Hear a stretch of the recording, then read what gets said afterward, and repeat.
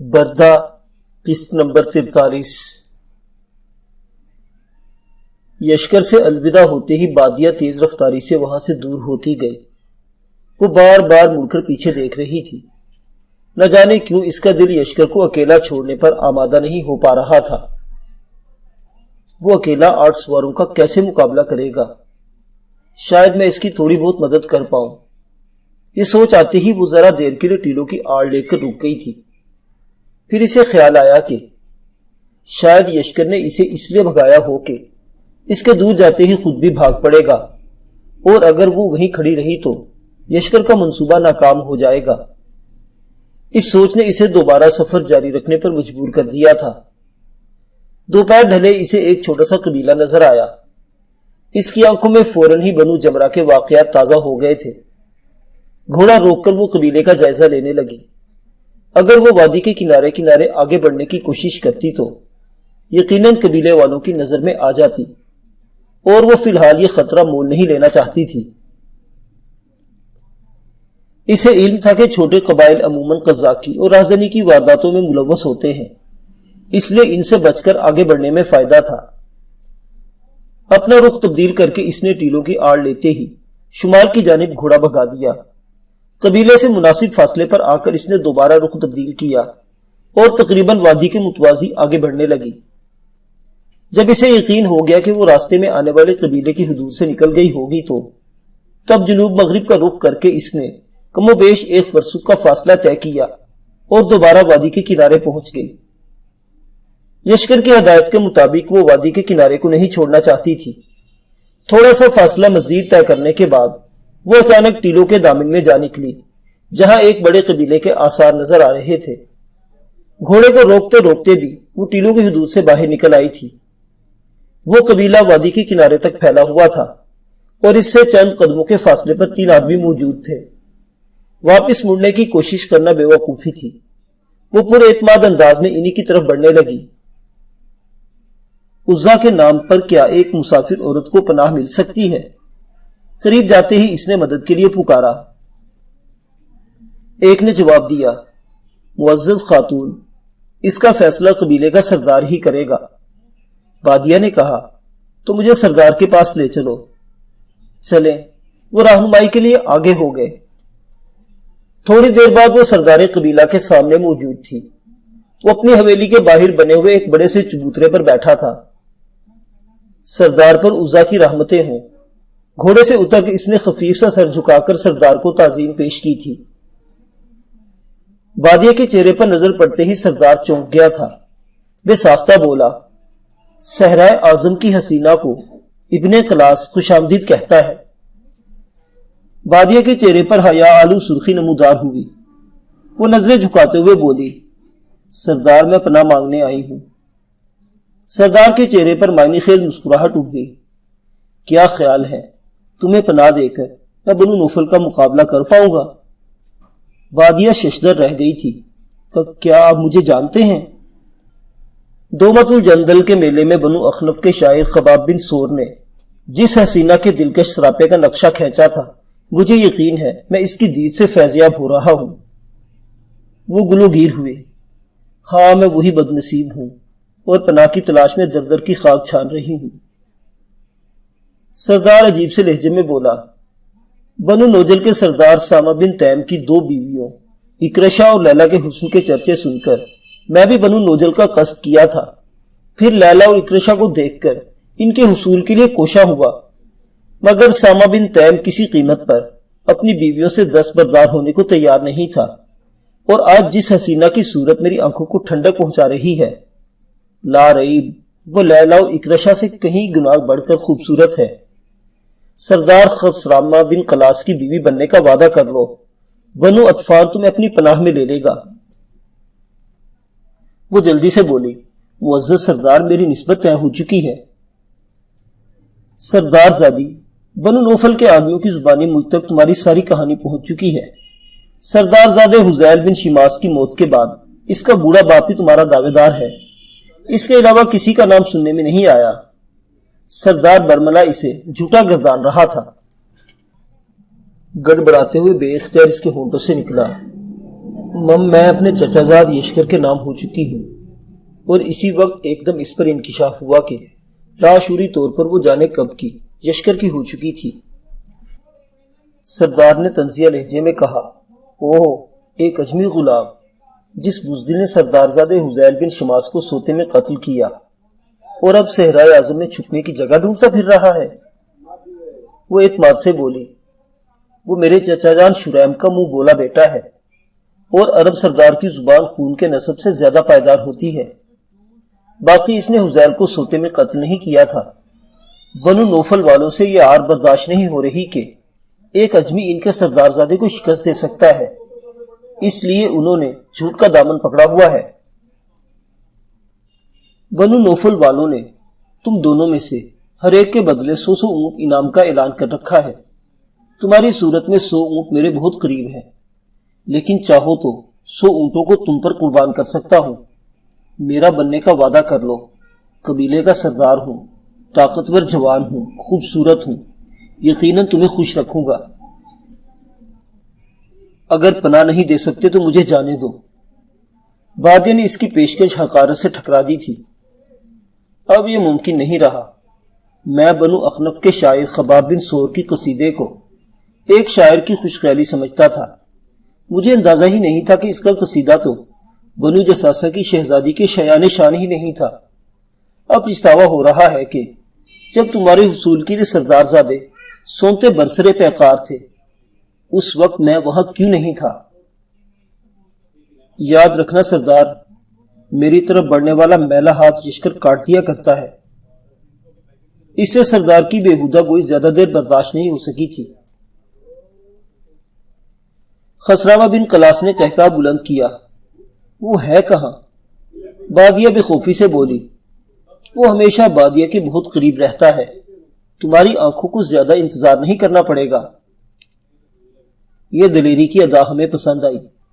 باقی تمہارے شوہر حذیل بن شماس کو اگر یشکر نے مقابلہ کر کے قتل کیا تھا اور اس کا یہ اقدام تمہارے نزدیک جائز ہے تو مجھے بھی اپنی صلاحیتوں کے اظہار کے لیے ایسا موقع ملنا چاہیے۔ یقیناً یشکر کو شکست دے کر تم پر میرا حق متعین ہو جائے گا۔ فی الحال تم آرام کرو، یشکر کے ملنے کے بعد بات ہوگی۔ سردار کے اشارے پر اسے 2 لونڈیاں پکڑ کر ایک درمیانے مکان میں لے آئی تھی۔ ایک صاف ستھرے حجرے میں داخل ہو کر انہوں نے بادیہ کو مسہری پر بچھے نرم بستر پر بٹھا دیا اور باہر نکل گئی۔ جانے سے پہلے انہوں نے طاقچے میں رکھا ہوا دیا روشن کر دیا تھا۔ حجرے کو دروازے کو باہر سے بند کرنا انہیں نہیں بھولا تھا۔ یوں بھی بادیہ اچھی طرح جانتی تھی کہ وہاں اس کی حیثیت ایک قیدی سے بڑھ کر نہیں تھی۔ اسے مختلف اندیشوں نے گھیر لیا تھا۔ نہ جانے یشکر کس حال میں تھا اور کب تک وہاں پہنچ پاتا۔ یہ بھی ممکن تھا کہ بنو جمرہ کے سواروں کے ہاتھوں وہ شدید زخمی یا قتل ہو چکا ہو۔ نہیں، ایسا نہیں ہو سکتا۔ اس نے فوراً یہ اذیت بھری سوچ کو دماغ سے دور جھٹکا۔ اسی دم اس پر انکشاف ہوا کہ یشکر کی موت کی خبر اس کے دل پر گراں گزری ہے۔ سردار خسرامہ کے ساتھ گفتگو کرتے ہوئے بھی اس نے یشکر کے ساتھ اپنے تعلق کو اس انداز میں اجاگر کیا تھا گویا وہ اس کا محبوب ہی تو ہو۔ اس نے یشکر کا نام لے کر اسے دھمکی بھی دی تھی، اور ایسا اس کے ساتھ دوسری بار پیش آ رہا تھا۔ اس سے پہلے بنو جبرہ کے سردار کو بھی دھمکی دیتے ہوئے اس نے یشکر کا نام استعمال کیا تھا۔ اچانک ایک سوچ اس کے دماغ میں ابھری، کیا میری بربادی کا ذمہ دار مجھے اچھا لگنے لگا ہے؟ مگر اسی وقت دل کے کسی گوشے میں سرکشی کی لہر اٹھی۔ وہ میری خاطر لڑ رہا ہے اور اس نے جان بوجھ کر میرے ساتھ کوئی زیادتی نہیں کی ہے۔ تنہائی میں بھی وہ میرا ایسا ہی خیال رکھتا آیا ہے جیسے سردار زادیوں کا رکھا جاتا ہے۔ کیا ہوا اگر نادانستگی میں کوئی غلطی کر بیٹھا ہو؟ محبت زبردستی تو نہیں کی جاتی، یہ فطری جذبہ کسی کے دل میں کسی کے لیے کسی بھی وقت پیدا ہو سکتا ہے۔ بنو جساسہ کی تباہی کے اصل قصوروار تو بنو نوفل والے ہیں۔ میں خواہ مخواہ اس غریب کو متون کرتی رہی اور اس نے بھی مجھے جھٹلانے کے بجائے ہر الزام اپنے سر لے لیا۔ قصوروار تو وہ ہے۔ پہلی سوچ دلیر کے ساتھ میدان میں اتری۔ اپنی محبت کے حصول کے لیے پورے بنو جساسہ کو داؤ پر لگا دینا قصور نہیں تو کیا ہے؟ اسے کیا معلوم تھا کہ ایسا ہو جائے گا؟ ایک کمزور سی سوچ نے یشکر کی دفاع کی ٹھانی، اور اس کی خوش قسمتی کہ اسے دل کی بھرپور تائید حاصل تھی۔ کیا پتا وہ بنو جمرہ کے شاہسواروں کا مقابلہ بھی کر پایا ہوگا کہ نہیں۔ ایک تیسری چیز پہلی دونوں سوچوں پر غالب آ گئی تھی۔ وہ دل ہی دل میں اس کی سلامتی کی دعائیں مانگنے لگی۔ اسے اپنی دیوی عزا پر پورا بھروسہ تھا کہ وہ اس کی مناجات کو رائگاں نہیں کرے گی۔ یاد رکھنا، اگر اسے کچھ ہو گیا تو میں ساری زندگی تمہاری پوجا نہیں کروں گی اور اپنی ہر حاجت صرف وجد سوا اور لات و منات سے مانگوں گی۔ دعا مانگنے کے ساتھ وہ اپنی دیوی کو دھمکیاں دینے سے باز نہیں آئی تھی۔ پھر نہ جانے سوچ میں کیا آیا کہ وہ اٹھ کر جلتے ہوئے دیے کے قریب پہنچی۔ پتا ہے نا وہ تمہیں پوچھتا ہے۔ دیے کی لو پر نظریں جماتے ہوئے وہ زیر لب بولی، اس کی حفاظت کرنا، اسے کچھ نہیں ہونا چاہیے، وہ میرا اکیلا سہارا باقی بچا ہے، اور اب میں اس سے نفرت بھی نہیں کرتی، بالکل تھوڑی سی بھی نفرت میرے دل میں باقی نہیں ہے، عزا کی قسم میں سچ کہہ رہی ہوں۔ اچانک دروازے پر کھٹکا ہوا اور وہ آگ سے گفتگو ادھوری چھوڑ کر جلدی سے مسہری پر بیٹھ گئی۔ اسے وہاں لانے والی دونوں باندیاں ہاتھوں میں کھانے کے برتن اٹھائے اندر داخل ہو رہی تھی۔ ایک کے ہاتھ میں مٹی کی رکابی تھی جس میں گوشت کے شوربے میں روٹی کے ٹکڑے ڈال کر سریت بنائی گئی تھی۔ شوربے میں بھیگی روٹی کے اوپر گوشت کے کتلے پڑے تھے، جبکہ دوسری نے پانی کی سراہی اور آبخورا اٹھایا ہوا تھا۔ بادی نے دوپہر سے پہلے تھوڑی سی کھجوریں کھائی تھی اور اس وقت سورج غروب ہو چکا تھا۔ پریشانی کے باوجود وہ سخت قسم کی بھوک محسوس کر رہی تھی، اور پھر اتنا عمدہ کھانا دیکھ کر اس کی بھوک مزید چمک اٹھی۔ لونڈیاں کھانے کے برتن مسہری پر رکھ کر باہر نکل گئی تھی۔ وہ سریت سے انصاف کرنے لگی۔ پیٹ بھر کر کھانے کے بعد اس نے سراہی کا ٹھنڈا پانی پیا اور چمڑے کے غلاف والے تکیے سے ٹیک لگا کر لیٹ گئی۔ اس کے سوچوں کا رخ اپنے بھائیوں کی جانب مڑ گیا تھا۔ جانے انہوں نے کب واپس لوٹنا تھا، اور واپس آ کر جب وہ بنو جساسا کو دیکھتے تو ان پر کیا گزرتی۔ کیا وہ یشکر کے ساتھ میری شادی کرنے پر تیار ہو جائے گی؟ اگر نہ ہوئے تو کیا ان کی مرضی کے بغیر یشکر کو اپنا لوں گی۔ چچا شریم زندہ ہوتے تو ضرور میری مدد کرتے۔ اگر یشکر کے ساتھ فارس چلی جاؤں تو ساری مصیبتوں دکھوں سے جان چھوٹ جائے گی۔ کیا کرنا چاہیے، کس سے مشورہ کرنا چاہیے؟ مختلف قسم کی سوچیں اس کے دماغ میں سرگردہ رہی۔ ان سوچوں میں کھانے کے برتن لے جانے والی لونڈی نے خلل ڈالا تھا۔ اس مرتبہ وہ اکیلی آئی تھی۔ مٹی کی رکابی اٹھا کر وہ واپس مڑ گئی تھی۔ پانی کی سراہی اور آبخورا وہیں چھوڑ دیا تھا۔ اس کے جانے کے بعد وہ دوبارہ سوچوں میں کھو گئی تھی، یہاں تک کہ نیند نے اسے مہربان آغوش میں سمیٹ لیا تھا۔ رات کا جانے کون سا پہر تھا کہ حجرے کا دروازہ زوردار آواز کے ساتھ کھلا۔ وہ ہڑبڑا کر اٹھ بیٹھی تھی۔ دروازے پر سردار خسرامہ بن قلاس کو دیکھ کر اس کا دل ناخوشگوار انداز میں دھڑکنے لگا تھا۔ ڈرو مت سردار زادی، وہ پرمسرر لہجے میں بولا۔ ابن قلاس زبان کا پکا ہے، وعدہ کیا تھا نا، یشکر کے ساتھ مقابلے کے بغیر تم پر اپنا حق نہیں جتاؤں گا۔ شکر ہے مجھے زیادہ دیر انتظار نہیں کرنا پڑا، میرا رقیب خود بخود یہاں پہنچ گیا ہے۔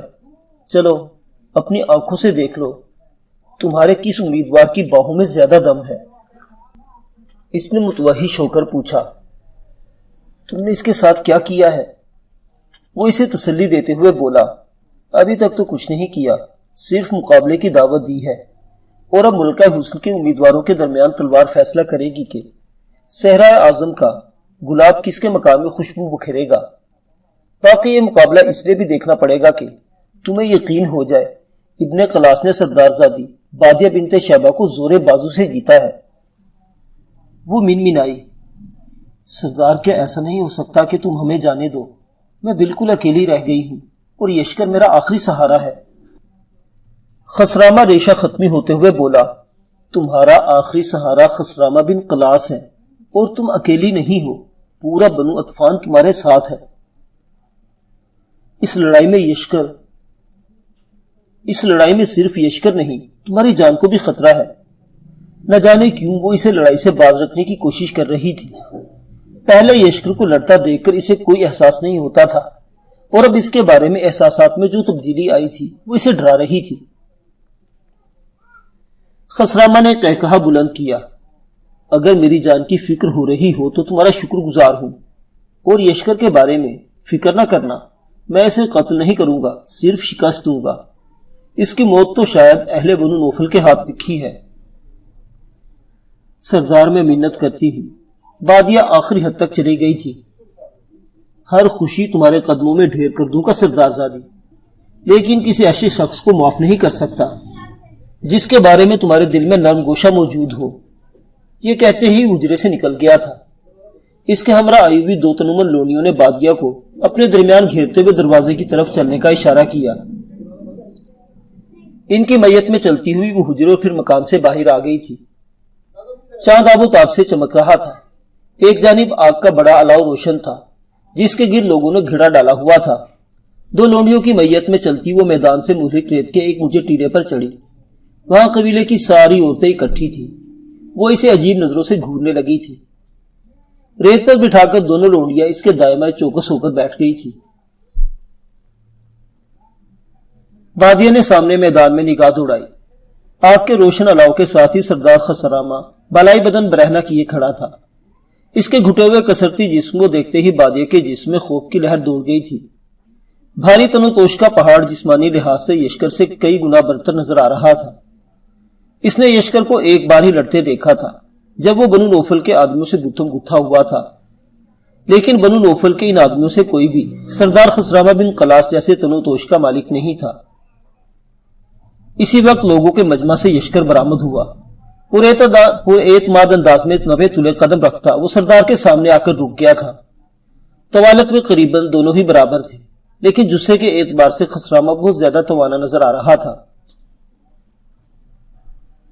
بادیہ کے دائیں جانب بیٹھی ایک دوشیزہ نے فخریہ انداز میں کہا، یہ تو سردار کا ایک بار بھی برداشت نہیں کر سکے گا۔ یہ کہتے ہوئے اس کی استہزائی نظریں بادیہ کی جانب اٹھی۔ اس کے ہلتے لب دیکھ کر وہ دوبارہ بولی، اپنے معبود کو پکارنے کی ضرورت نہیں، کیونکہ سردار خسرامہ بن قلاس کے ہاتھوں آئے شکار کو تمہارا معبود بھی نہیں بچا سکے گا۔ وہ اس لڑکی پر قہر آلود نگاہ ڈالتے ہوئے بولی، مجھے عزا پر بھروسہ ہے۔ دوشیزہ نے اس کے غصے کو خاطر میں لائے بغیر کہا، لات کے سامنے عزا کی وہی حیثیت ہے جو تمہارے محبوب کی سردار خسرامہ بن قلاس کے سامنے ہے۔ یشکر نے اکیلے ہی بنو نوفل کے سردار زادے کا سر قلم کیا۔ اس کے قبیلے کے 6 آدمیوں کو تنہا موت سے ہمکنار کیا۔ بنو جبرہ کے سردار کو تلوار کے ایک ہی وار سے قبر کی راہ دکھائی، اور اس کے 8 شاہ سواروں کو لڑ کر کامیاب و کامران میرے پیچھے پہنچا ہے۔ وہ بھیانک سانپ کو خالی ہاتھ سے پکڑ لیتا ہے۔ وہ سانپ کا زہر چوس کر مرنے والے کو بچا سکتا ہے۔ اس کا اندھیرے میں چلایا ہوا تیر بھی ہدف سے خطا نہیں جاتا۔ وہ شاہ ایران کا خاص آدمی ہے، وہ یشکر ہے۔ بادیہ جوش میں آ کر جو منہ میں آیا کہتی گئی۔ بنو اطفان کی دوشیزہ نے قہقہہ لگایا، چند لمحوں بعد تمہارے یشکر کی ٹانگیں اور بازو جسم کا حصہ نہیں رہیں گے۔ تمہارے سردار کا سر غلولے کی طرح ہوا میں نہ اڑا تو پھر کہنا۔ بادیہ باتوں میں ہار نہیں مان سکتی تھی۔ تمہاری خوش فہمی چند لمحوں کی مہمان ہے۔ مخالف لڑکی کی باتوں سے صاف معلوم ہو رہا تھا کہ سردار خسرامہ کے بارے اس کے دل میں کوئی نرم گوشہ موجود تھا۔